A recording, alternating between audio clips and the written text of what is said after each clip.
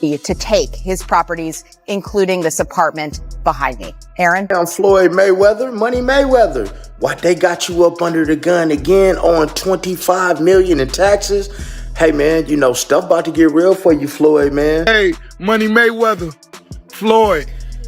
Don't think you gonna surprise me with that big tractor trailer with all them cars on it. I done seen your cars. I done seen them. Reports suggest that Floyd Mayweather is facing serious concern after authorities moved to freeze his assets in connection with a $42 million fraud lawsuit.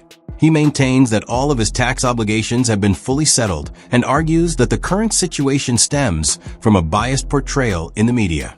According to Mayweather, the accusations are unfounded, and he believes the issue has been exaggerated due to inaccurate and one-sided reporting. Especially when it comes to the media in this country.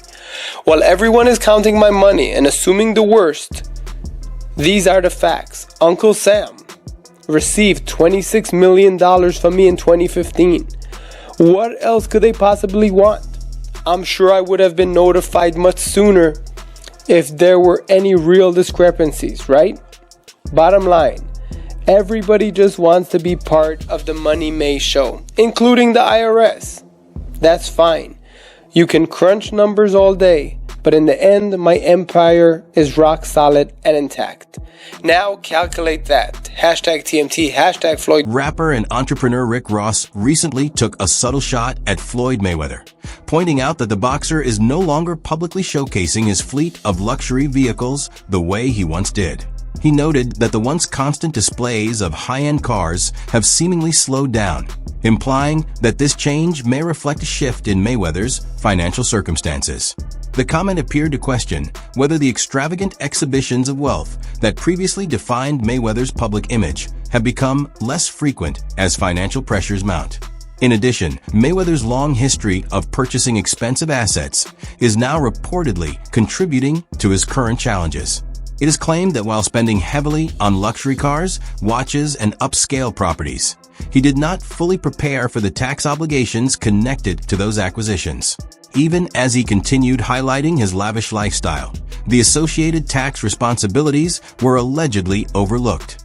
As a result, growing tax burdens have placed him in a difficult position with authorities, illustrating how an intense focus on image and high-value purchases may have taken priority over managing the financial responsibilities that accompany such a lifestyle. Floyd Mayweather is about to pay $2 billion to purchase a sports team and may never have to pay taxes again. The tax code offers these super wealthy so many methods to erase their income through deductions, and none is better than purchasing a sports team. Buying a sports team is like buying a unicorn real estate property. The value is always going to go up, the owner is going to make money, but on their tax return, they're going to use a strategy to report that they're losing money. See, the owner is actually allowed to write off the entire cost of the sports team against future income. This will allow Floyd to pay less in taxes. It's called amortization, which is very similar to depreciation. But if Floyd ever decides to sell the team, then the taxes will be owed. Who cares then? Because the taxes he was supposed to pay during those years, he's going to take that money, reinvest it for personal profit. See you, Floyd. Hit your boy up if you need help with taxes. My name is Duke, and I make taxes very easy to understand. Give me a follow to stay educated. Once reports surfaced about Mayweather's financial troubles, he responded publicly, stating that he had submitted a $26 million payment to the IRS. Although the announcement appeared intended to resolve concerns and set the record straight, it instead sparked additional debate.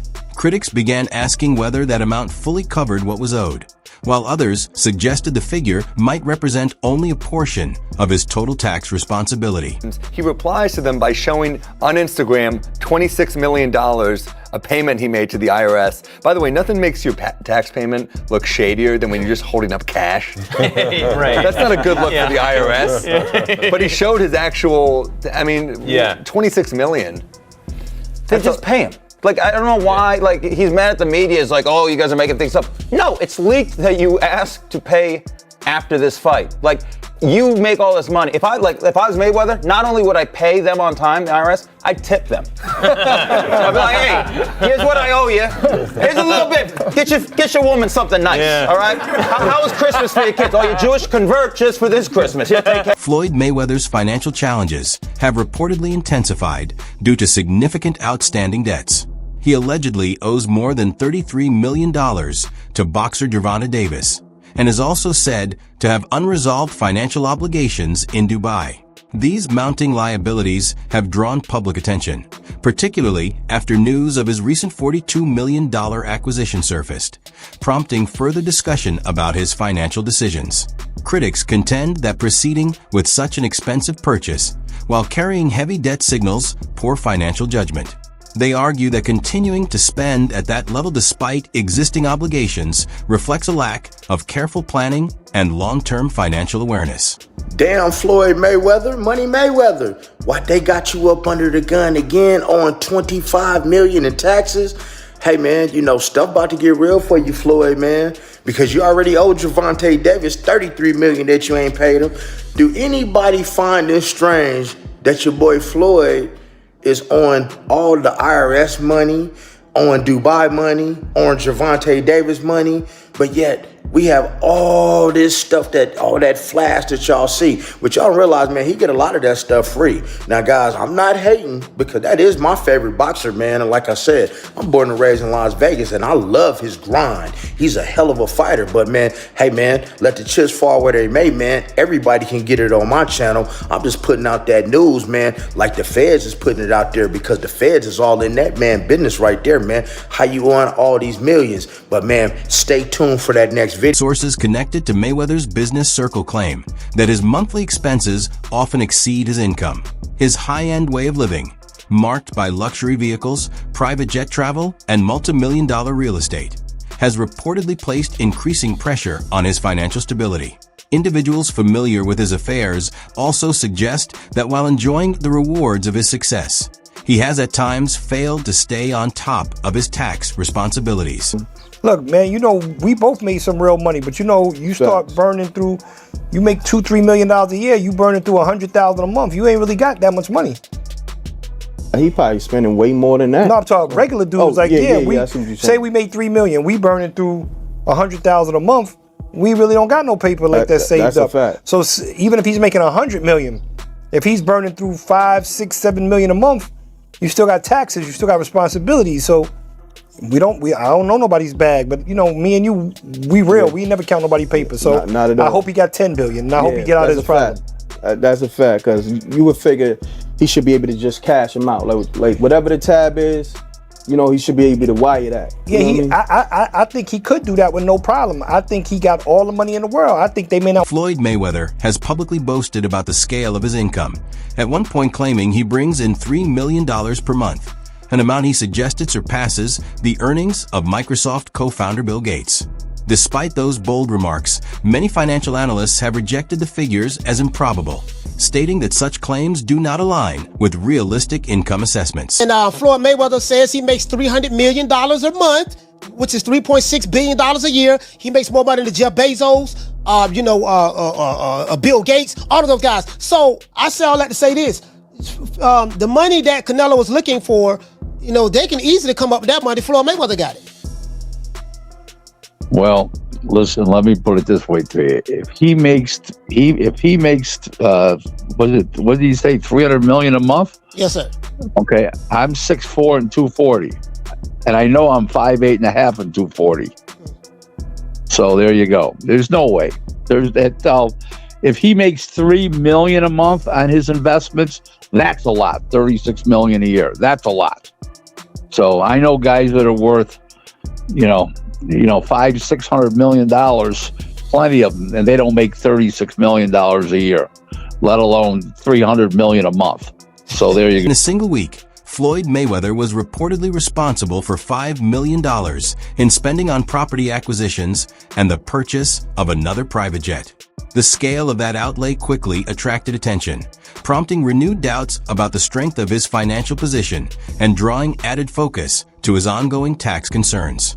While such high-profile purchases may serve to reinforce his larger-than-life persona, they have also intensified speculation about the long-term stability of his finances. 1996, a con man bought the New York Islanders with fake documents and a fax machine. This is the story of one of the craziest scams in sports history. It all starts with this guy, John Spano Jr. He ran a company called Bison Group in Dallas, Texas. They leased and financed equipment, nothing major, but he was the type of guy to make it seem like they were managing hundreds of millions of dollars. In reality, he was worth less than $5 million. But John always dreamed of being a billionaire, and his way to become one was own a sports team. So in 1995, he positioned himself as a local wealthy businessman and approached the Dallas Stars ownership group as a new potential buyer. The Stars did some basic due diligence and found out that he really didn't have as much money as he was claiming, and then they just dismissed him. So then John tries again, but this time he chooses a brand new franchise, the Florida Panthers. And he actually almost bought the Panthers. But after the owners asked for more thorough financials, the deal fell through. Which brings us to 1996 and the New York Islanders. The owner at the time, John Pickett, was desperate to move the team. He bought the team during a dynasty where they won 4 Stanley Cups in a row during the early 80s. Since then, the team was on a steep decline, losing millions a year. In the early 90s, Pickett tried to sell the team, but every time it fell through. Then out of nowhere, here comes the mysterious business tycoon,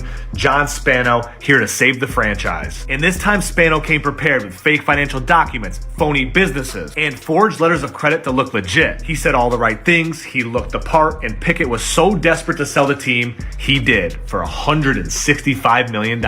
And with no one really looking too deep into it, even the NHL approved him. The wild part is, he was given full control of the team without even making a payment. For 4 months, Spano acted as a legit owner, sat in on GM meetings, signed players, traded players, and even took interviews as the owner. However, the lies did catch up to him. Spano misses his first payment and he blames it on the bank. Then he misses a second payment, and now everyone starts digging into his life. Turns out he didn't have any money at all. All of his bank statements were fake, and even his financial advisors were just his friends pretending. Once the truth broke, the whole deal was void. Spano was later arrested and sentenced 71 months in federal prison. Now, something like this would never happen today, but it is pretty wild that Spano owned an NHL team for 4 months with no money. Floyd Mayweather's recent purchase of multiple buildings in New York City has sparked noticeable reaction.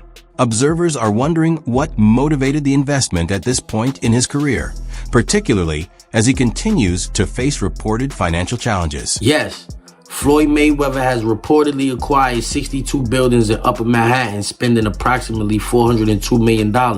This substantial investment was made through his real estate firm, Vada Properties, and is intended to expand his portfolio in New York City real estate market. Mayweather has expressed that this purchase holds significant personal meaning, reflecting his humble beginnings and desire to provide affordable housing options.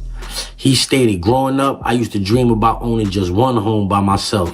When you work hard, you can achieve anything. However, it's important to note that while Mayweather has announced this acquisition, some reports suggest that property records do not yet confirm a transfer of ownership. Experts speculate that he may have acquired a minority stake with options for future expansion rather than full ownership of all 62 buildings outright. In summary, Floyd Mayweather has publicly claimed to purchase 62 buildings in Upper Manhattan for $402 million, aiming to enhance affordable housing in the area. While these claims have been widely reported, the exact details and confirmation of ownership are still subject to verification. So even ChatGPT is saying, like, that's not official. Whether Mayweather is saying it or not, ChatGPT is saying it's not official. That deal has not gone through. Floyd Mayweather has publicly stated that he bought several buildings in New York City. However, investigations indicate that these claims might be overstated, with reports suggesting he may have secured partial stakes in certain properties instead of full ownership. What's the point of buying 62 buildings? You buy a couple... I'm not 62 units, I think, right? No, 62 units could be one building.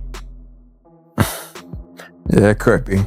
They got buildings with 90 units and 100 and some units. He has 62 multifamily units. That's what it says. So that's 62 buildings. Like you just said, it's probably 62 think buildings. About it. If he has that, some of the buildings might not be in the best condition. Right. So knock it down and build, or knock, if they're side by side, knock both of them down. Don't renew rents. Let them move out and then build a skyscraper. Or if he makes commercial properties out of some of those. That's what I'm saying. The habit of overstating his acquisitions has added to the mounting doubts about Mayweather's business dealings. Continuing his pattern of lavish displays, he was spotted traveling in an armored tank while visiting Mexico. This striking show of wealth drew widespread attention and reinforced the perception of Mayweather as prioritizing flashy spectacle over practical financial decisions.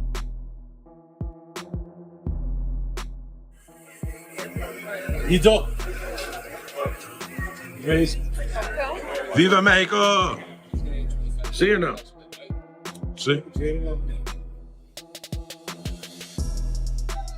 Floyd Mayweather is widely recognized for his impressive collection of luxury vehicles, frequently sharing photos of his newest additions on social media. His lifestyle prominently features high-end cars and private jets, reflecting a strong focus on showcasing his wealth. When you're the best, you only deal with the best. So today, I purchased 3 vehicles. Give them the breakdown, Chadwick. Give them the 2025 Cadillac Escalade V ESV. This is a supercharged motor version. But the best car you purchased is... what about this? I bought this today. Brand new 2025 matte blue G63 AMG. And let's walk down here. Check this out. Come.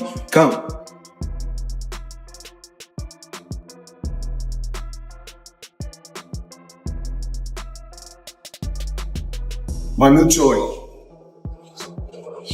Give me the breakdown. This is a Bugatti Chiron Pure Sport. This is the most rare of all the Chirons ever produced. One of 60. This is a 1-of-1 spec. All of the whole body is carbon fiber exposed in blue, and it's been painted. You can see there's blue exposed carbon as you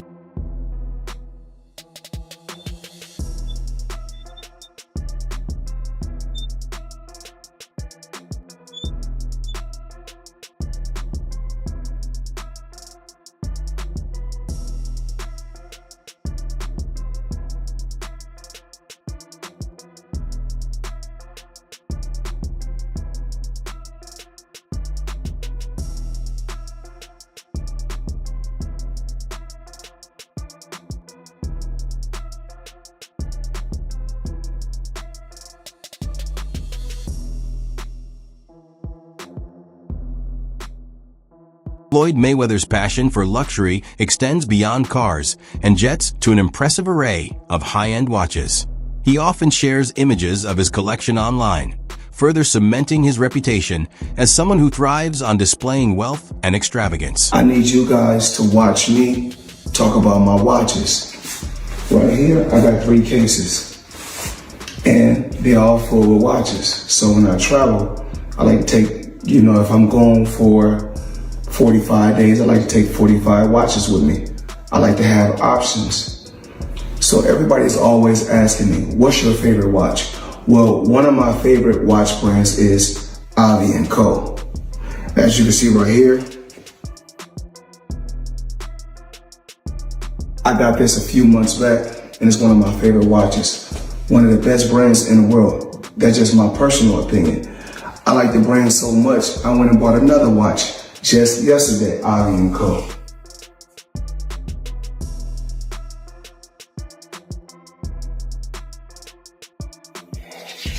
As you can see, Avi & Co.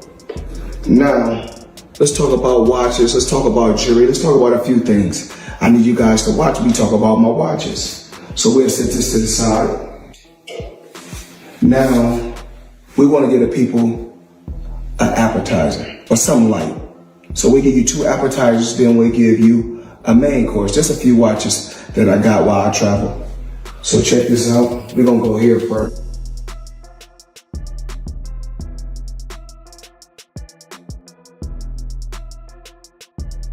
And of course the company is Avi & Co. Crazy company.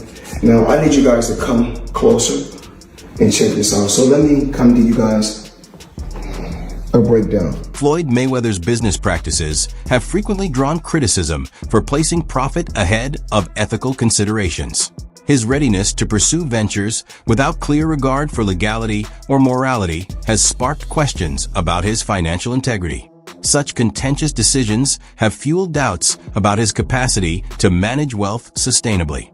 Observers often argue that his constant displays of luxury may do more harm than good, portraying his extravagant lifestyle as a potential financial risk rather than a marker of success. By continually highlighting his wealth, Mayweather risks reinforcing the perception that his identity is defined primarily by money. Yeah, I think it was like a $5 or $8 million 5-fight deal or something like that. You have to check the numbers, but he turned that down to start his own promotion.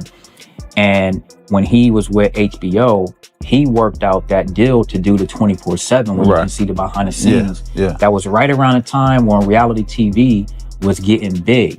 So you didn't have social media then. People began to build and know Floyd off of the 24/7. I can tell you right now, my wife even became a boxing fan from watching the 24/7s. So the timing of him becoming his own boss, which you're going to make the majority. Floyd Mayweather's past is marked by numerous legal issues, many of which are linked to financial matters. He has served time in jail, and his interactions with the law have often been complicated.